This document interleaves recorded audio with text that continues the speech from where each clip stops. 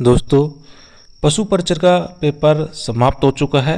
Total 6 पारियों में ये पेपर हुआ था, जिसमें 1 दिसंबर, 2 दिसंबर और 3 दिसंबर को दो दो पारियों में ये पेपर आयोजित किया गया था।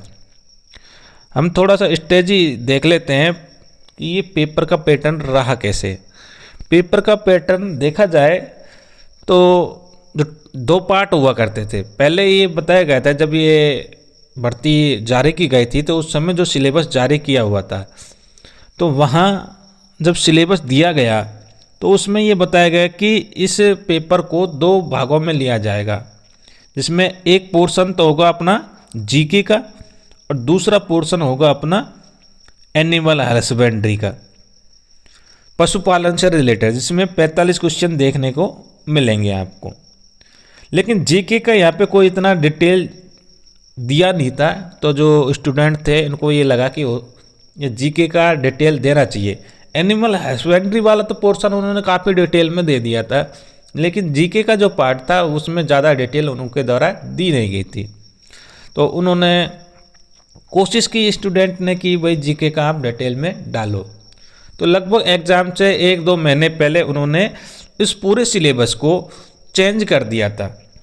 उसमें जीके का पोर्शन तो डिटेल में दे दिया था, लेकिन एनिमल हस्बेंड्री का जो पोर्शन है वो बिल्कुल ही 2 लाइनों का ये सिलेबस कर दिया था। अब इसमें स्टूडेंट को थोड़ी ज़्यादा दिक्कत होने लगी। क्यों दिक्कत होने लगी? क्योंकि जब पहले जो सिलेबस दिया था उसमें 45 क्वेश्चन, 45 नंबर की संभावना थी कि अच्छा खासा पोर्शन इसमें देखने को मिला है। और ये भी माना गया है कि जिसने पशुपालन वाला जो पार्ट कर दिया ना, उसका सिलेक्शन हो जाएगा, क्योंकि जीके तो आजकल हर कोई कर देता है, लेकिन जो पशुपालन वाला पोर्शन है वो कम ही लोग कर पाते हैं, क्योंकि थोड़ा सा टिपिकल ये पड़ता है। और सिलेबस भी कुछ ऐसा दे दिया जिसमें बहुत गहराई तक की जानकारी पूछ ली गई। तो ऑब्वियसली बात है, स्टूडेंट एनिमल हस्बेंड्री वाले पोर्शन में घुस गए कि भाई अपन को तो ये क्लियर करके चलना है, जीके तो अपनी हो ही जाएगी। लेकिन जब लास्ट टाइम की बात करें तो लास्ट टाइम उनके साथ धोखा हो गया और उन्होंने सिलेबस को चेंज करके ये जो एनिमल हस्बेंड्री वाला पोर्शन है उसको 2 लाइनों का सिलेबस दे दिया।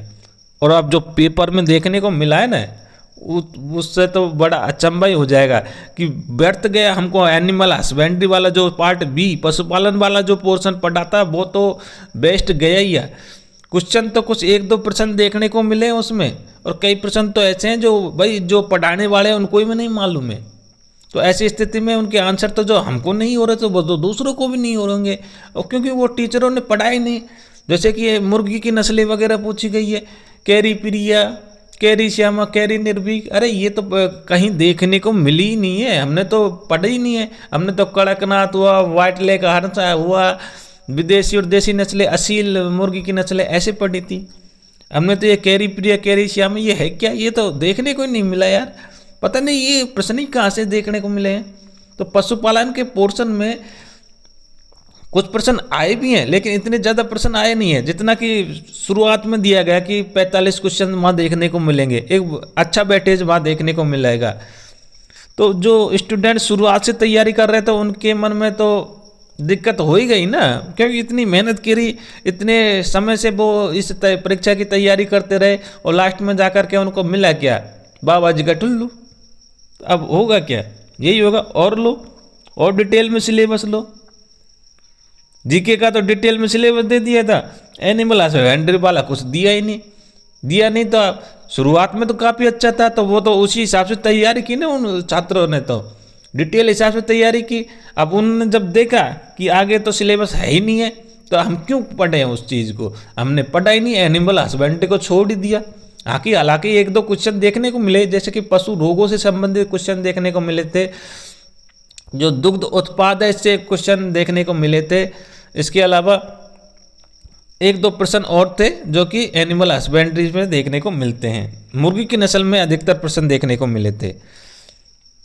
तो ये 2-3 पोर्शन है जिनसे ही हमें एनिमल हस्बेंड्री के क्वेश्चन देखने को मिले। बाकी और जो डिटेल सिलेबस था जो पहले जारी किया था एनिमल हस्बेंड्री का, जिसमें करीब आधे पन्ने का जो सिलेबस था, उसमें से अधिकतर क्वेश्चन देखने को नहीं मिले हैं। तो जिन्होंने एनिमल हस्बेंड्री यानी पशुपालन का पार्ट बी पढ़ा है तो उनके लिए तो बहुत दुखद की सूचना होने वाली है भैया, क्योंकि उन्होंने देखा है, पेपर देखा है, उसमें जिन्होंने पार्ट बी को कवर करके चले हैं उनके लिए तो कोई फ़ायदा हुआ ही नहीं है। फ़ायदा हुआ है यहाँ पे किसको? जीके पढ़ने वाले को। दूसरा, जीके में भी बहुत इजी है, फ़ायदा तो उनको भी नहीं हुआ। क्यों नहीं हुआ? क्योंकि जीके इतना लल्लू लिया डाल दिया। लल्लू लिया मतलब जानते हो, बिल्कुल ही कॉमन, जिसको हर कोई कर देगा, इतना ज़्यादा टिपिकल नहीं थी। हालांकि करंट से रिलेटेड जो प्रश्न आए थे वो थोड़े से टफ थे। टफ तो नहीं कह सकते, पढ़ने वाले के लिए तो कोई भी बातें टफ नहीं होती, लेकिन फिर भी मीडियम साइज के क्वेश्चन थे। यदि आप पढ़ के जाते करंट के तो आप उनको कर सकते थे। ऐसा कोई टिपिकल प्रश्न देखने को नहीं मिलते हैं।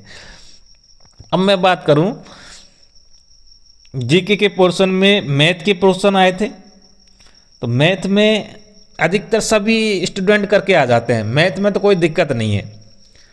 लेकिन जीके के पोर्शन में जो करंट आई है, एक तो ये वेटेज बनाएगा अपने स्कोर को, इसका एक बहुत बड़ा रोल रहेगा। स्कोर के लिए हमें क्या चाहिए? जीके का पोर्शन कंप्लीट चाहिए। मैथ के प्रश्न को आजकल हर कोई कर देता है। जीके में भी अपना कौन कौन सा आ गया? जीके के अंतर्गत राजस्थान जीके आ गई, इंडिया जीके के तो एक दो प्रश्न देखने को ही मिले हैं, और करंट से रिलेटेड भी प्रश्न देखने को मिले हैं। राजस्थान जीके तो हर कोई कर गया, क्योंकि इतने बहुत ही कॉमन टाइप के प्रश्न देखे हैं कि नॉर्मल जो बिना पढ़े भी गया होगा, बिना पढ़े तो खैर नहीं, लेकिन जिसने हल्की फुल्की पढ़ाई की है वो आसानी से राजस्थान जीके के प्रश्न को कर सकता है। अब जिन्होंने पढ़ाई नहीं की वो तो जीके क्या किसी भी प्रश्न को नहीं करेंगे, क्योंकि इसमें 12वीं लेवल के स्टूडेंट भी आए थे, तो जिन्होंने तैयारी अभी शुरू ही नहीं की है, शुरुआत की है, तो उनके लिए तो ये पेपर टफ होने वाला है। लेकिन अधिकतर जो छात्र हैं इसमें ग्रेजुएशन लेवल के छात्र हैं, सब पशु परिचर बनना चाह रहे हैं, क्योंकि आजकल बेरोजगार इतनी हो गई है कि जो भी नौकरी मिले उसको पकड़ लो। तो अधिकतर ग्रेजुएशन और हाई लेवल के स्टूडेंट इसमें बैठे हैं और उनको ये पेपर इजी लगा था। राजस्थान वाला पोर्शन, राजस्थान जीके का पोर्शन ज़्यादा टिपिकल प्रश्न देखने को नहीं मिले।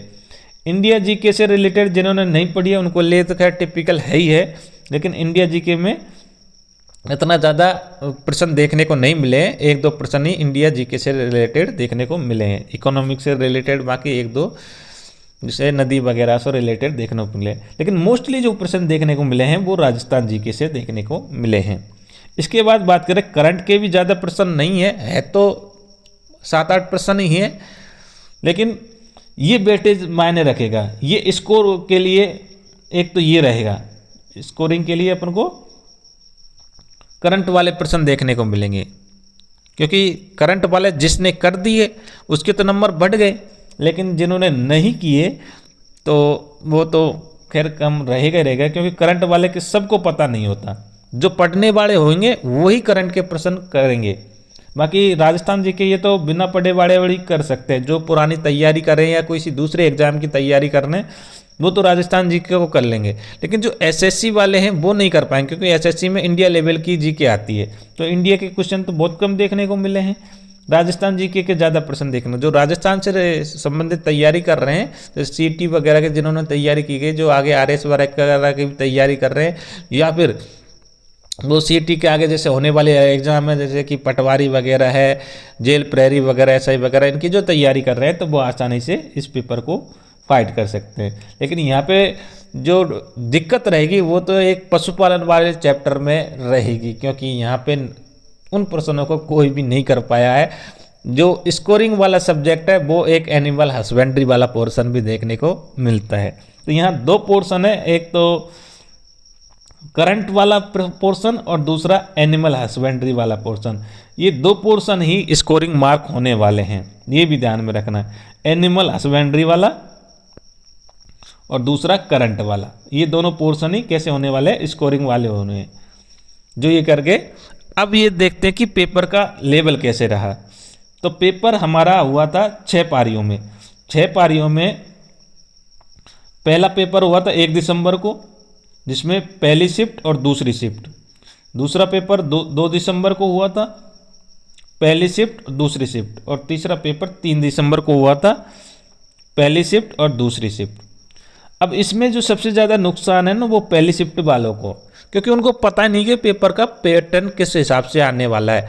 पुराने सिलेबस के हिसाब से आएगा, क्योंकि आपके नया सिलेबस जो डाला था वो शॉर्ट में कर दिया, तो क्या उतने ही पेपर आने वाले थे, क्योंकि जो दूसरा सिलेबस डाला था उसमें क्वेश्चन निर्धारित भी नहीं किए गए थे कि भाई कितने प्रश्न आएंगे, किस लेवल के आएंगे। वैसे देखा गया तो 12वीं लेवल का 10वीं लेवल का पेपर था, 10वीं 12वीं लेवल का तो इतना ज़्यादा टिपिकल नहीं आना चाहिए था, तो फिर भी इसमें थोड़ी सी दिक्कत हो गई थी कि वो समझ नहीं पाए थे पेपर का लेवल किस प्रकार। और ये होती है शुरुआत वालों को दिक्कत होती है, क्योंकि उनको पता नहीं किस हिसाब से पेपर का लेवल देखने को मिलेगा। लेकिन हाँ, इसमें 2 दिसंबर और 3 दिसंबर वालों को फ़ायदा हो गया। फ़ायदा ये हो गया कि उनको पेपर का पैटर्न पता चला गया कि भाई पेपर किस हिसाब से आने वाला है, तो ज़्यादा बेनिफिट देखने को मिला है 2 दिसंबर और 3 दिसंबर वालों को वो।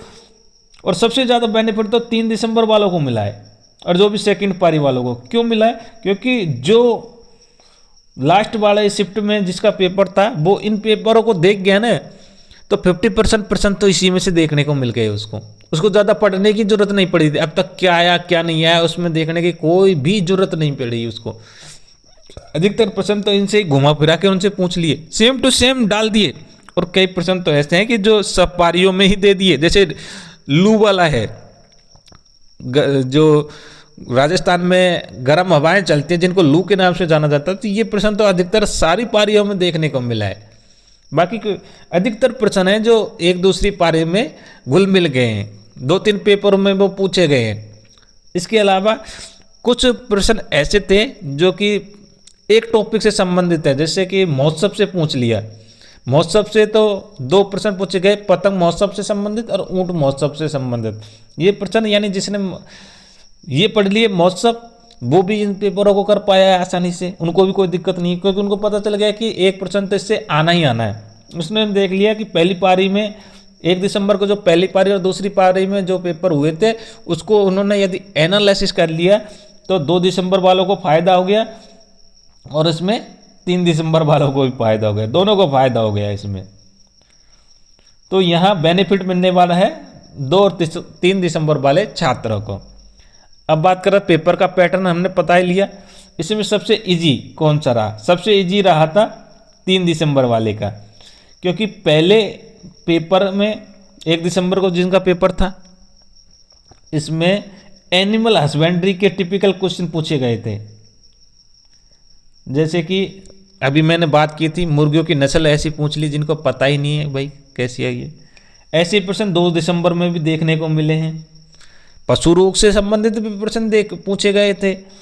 एनिमल हस्बेंड्री के जो प्रश्न है पशु 3 पोर्शन से मेजरली पूछे गए हैं। एक तो पशु रोगों से पूछे गए हैं, दूसरा मुर्गियों की नस्लों से पूछे गए हैं, मुर्गी की नस्ल नहीं वैसे और भी नस्लों से पूछे गए हैं, लेकिन नस्लों से पूछे गए हैं कुल मिलाकर के। और तीसरा जनरली दूध से रिलेटेड पूछे गए हैं, दूध या अंडे से रिलेटेड प्रश्न पूछे गए हैं। तो जो पहले 1 दिसंबर को और 2 दिसंबर को जो पेपर हुआ था इसमें मुर्गियों से संबंधित प्रश्न पूछे गए हैं। अब मुर्गियों में भी ऐसी नस्ल पूछ ली गई जिसको टीचरों ने भी नहीं पढ़ाया गया, तो वो तो कोई भी कर ही नहीं पाया, तो ये तो उनके लिए थोड़ा सा गलत हो गया।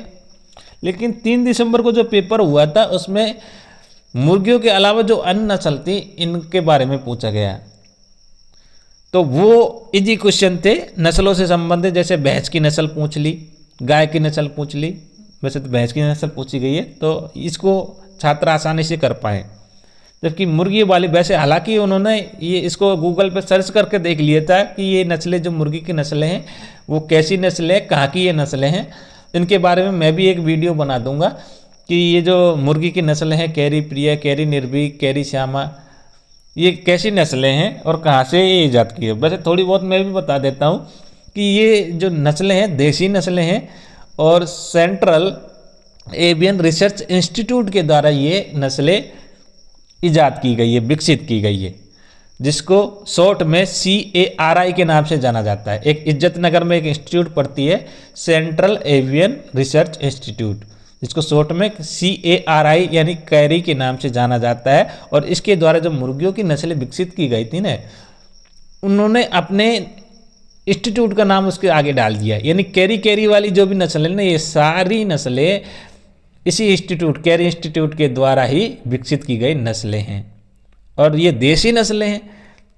अब थोड़ा सा पोर्शन से ये और बन जाता है कि जैसे आपने पढ़ा है देसी नस्ल एसील, तो एसील है क्या, ये एक प्रकार से कैरी निर्भीक की वाली जो नस्ल है ना, उनसे मिलती जुलती नस्ल है, जो कि आंध्र प्रदेश से इसका उद्गम हुआ था।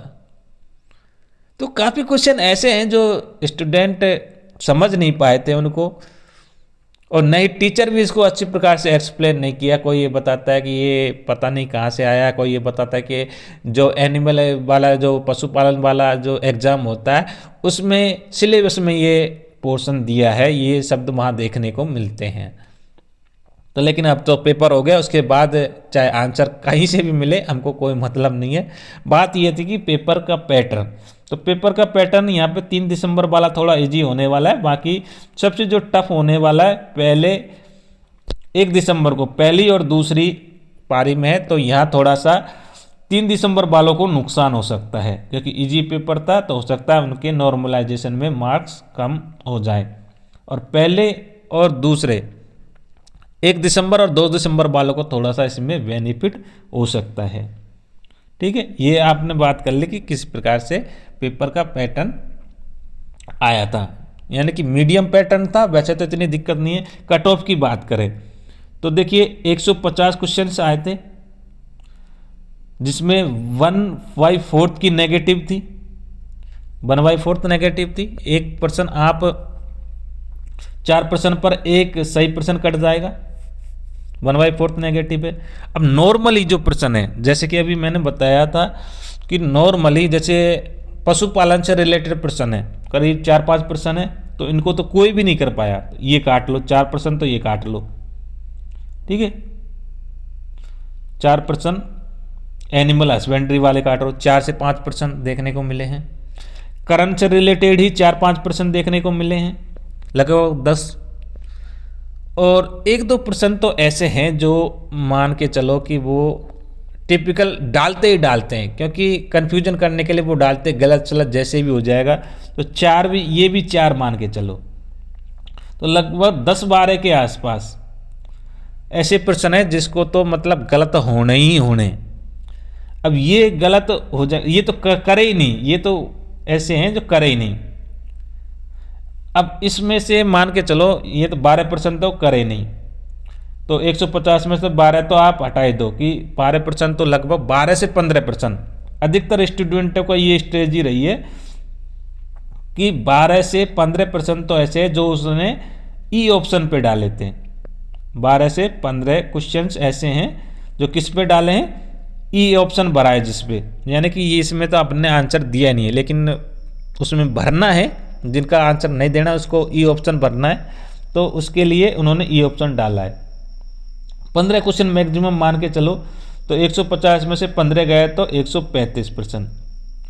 अब 135% में गलत भी तो हो सकते हैं, ज़रूरी नहीं कि सारे के सारे सही हों, क्योंकि किसी में तुक्का भी दिया है, किसी में नहीं भी दिया।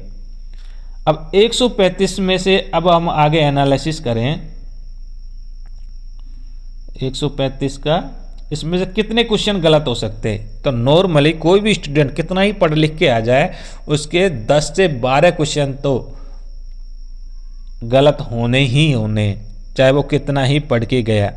10 से 15%, 10 से और 15 क्वेश्चन उसके गलत ही गलत होंगे, ये भी है। तो 10 से 15 क्वेश्चन तो ये गए, प्लस इनके साथ में 1/4 की नेगेटिव है, ये भी तो जाएगी। तो जैसे 10% किए तो 2 से 2.5 नंबर और कट गए उसके, कि 10 क्वेश्चन गलत होने पर अपना 12 क्वेश्चन के आसपास, और 15 क्वेश्चन गलत होने के लिए अपने 20 के आसपास नंबर कट जाएंगे। यदि एक एक प्रश्न का भी एक एक नंबर माने, तो 12 से 20 नंबर तक के नेगेटिव में चले गए। नेगेटिव जोड़ के है, क्योंकि 10 क्वेश्चन जिसके गलत हुए थे उसकी 1/4 नेगेटिव और जुड़ जाएगी, 2 से 2.5 नंबर का ये जुड़ जाएगा, तो 12 से 20 तक का तो नेगेटिव चला गया। 135 तो किसी पे हुए ही नहीं, जिन्होंने नॉर्मली सबने डाला हुआ है। ये नहीं कि ऐसा कोई वीर है जिसने कि भाई नहीं हमने तो भाई 150 के 150 प्रश्न कर दिए, ऐसा नहीं है। उसने कुछ प्रश्न छोड़े हैं, 10 से 12 कुछ प्रश्न उन्होंने छोड़े हैं, 15% तक किसी ने छोड़े हैं, और जो पढ़ के नहीं गया तो उसने तो अधिकतर 20 से ऊपर भी प्रश्न छोड़े हुए हैं, ऐसी भी OMR शीट देखने को मिली है। लेकिन ऐसा नहीं है कि जो पढ़ने वाले की हम यहाँ पे बात कर रहे हैं कि पढ़ने वाले का क्या वेटेज रहा था। तो 135 क्वेश्चन नॉर्मली और 20% मैक्सिमम मैं यहाँ पे लेके चल रहा हूँ 20 नंबर इसमें गए और 35 नंबर। अब 20 इसमें से माइनस करो तो लगभग 115 बन रहा है। 150 में से 115 क्वेश्चंस लगभग देखने को मिलते हैं। अब लेते हैं इन दोनों पोर्शनों को। 150 में से 115 प्रश्न, इसको मैं एक रफ करके और वापस से लिख देता हूँ, जिसमें हमने जो नहीं किए वाले प्रश्न ले लिए। 150 में से 115 क्वेश्चंस ये करेक्ट, लगभग अधिकतर स्टूडेंटों के करेक्ट होने वाले हैं। यानी कि आप अपना जो सेफ स्कोरिंग है 115 प्लस मान सकते हो। जिसके 100 से ऊपर आ रहे हैं वो तो सेफ ही हैं, लेकिन 110 से ऊपर 115 प्लस तो है ही है, या फिर 120 ये तो प्लस प्लस में आ जाइए। परसेंटेज के हिसाब से देखा जाए तो 150 का 80% अपना 120 होता है।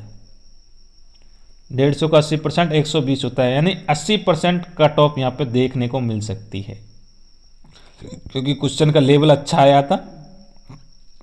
तो लगभग 80% कट ऑफ देखने को मिल सकती है। ये भी ध्यान में रखना, 80% कट ऑफ देखने को मिलेगी। 120% वो सेफ मान के चलो, ये नहीं मैं कंफर्म नहीं कर सकता, लेकिन वो तो सेफ मान के ही चलो आप कि 120 प्लस जिसके नंबर आ रहे हैं वो तो सेफ ही है। इसके अलावा 100 से प्लस वाले कंफर्म नहीं कह सकते। हाँ ये है कि 110 प्लस वाले सेफ हो सकते हैं, 110 से 115 से ऊपर वाले जो भी हैं वो सेफ हैं। बाकी 120 प्लस वाले जो स्टूडेंट है वो तो कंफर्म लगा ही लो कि उनका तो भाई सिलेक्शन हो गया है, वो तो अभी से मिठाइयाँ बांटने चालू कर दो। आंसर की बात करें तो 2-3 महीने में जाके आंसर की आ जाएगी, क्योंकि RSMBC ने ये घोषणा की है कि कोई पेपर यदि एक से अधिक पारियों में लिया जाता है, एक पारी में लिया जाता है तो 2 या 3 महीने के अंदर का उसकी आंसर की जारी कर दी जाती है। लेकिन कोई पेपर जब एक से अधिक शिफ्टों में लिया जाता है तो कम से कम 3-4 महीने उसकी आंसर की जारी होने के लिए लग जाएंगे। तो 3-4 महीने इसमें आंसर की जारी होने में लग सकते हैं, लेकिन आसपास के स्रोतों से आप उनके आंसर जान सकते हो, उसमें कोई दिक्कत नहीं है। लेकिन इसमें ये पता नहीं लगता कि कौन से प्रश्न डिलीट होने वाले हैं, कौन से डिलीट नहीं होने वाले, तो ये भी आपको ध्यान में रखना है। तो ये आंसर की आएगी तभी हमें पता चलेगा, क्योंकि एक आध प्रश्न तो ये कन्फर्म है डिलीट होने वाले हैं, तो इसमें आप 110 प्लस कन्फर्म मान सकते हो, ये है। लेकिन 120 वाले तो 100% क्या 101% आपके श्योर हैं, तो 120 प्लस यहाँ पे आप सिलेक्शन ले सकते हो। बाकी 110 पे और 120 ये रेंज आप मान सकते हो। 100 वाले इतनी ज़्यादा उम्मीद नहीं लगाना कि भाई अपना सिलेक्शन हो सकता है, क्योंकि पेपर का पैटर्न तो ईजी आया था, ईजी टू मॉडरेट आया था। ईजी भी नहीं कह सकते क्योंकि कुछ प्रश्न ऐसे थे जो कि टफ थे, और इन दोनों का जब एवरेज निकाले तो ईजी टू मीडियम वाला ये पेपर बन जाता है। तो ये थी कंप्लीट स्ट्रेटजी पशुपालन से रिलेटेड। आपको कमेंट करके अपने जो मार्क्स आ रहे हैं उनका भी आपको एनालिसिस कमेंट में वो नंबर देने, ताकि उनसे हम एनालिसिस कर सकें कि किसका पेपर किस प्रकार से गया था और क्या स्कोरिंग वहाँ पे रहने वाली है, जिससे स्कोरिंग करने में और ज़्यादा हेल्पफुल होने वाला है। मिलते हैं नेक्स्ट वीडियो में, तब तक के लिए धन्यवाद। जय भारत, जय हिंद।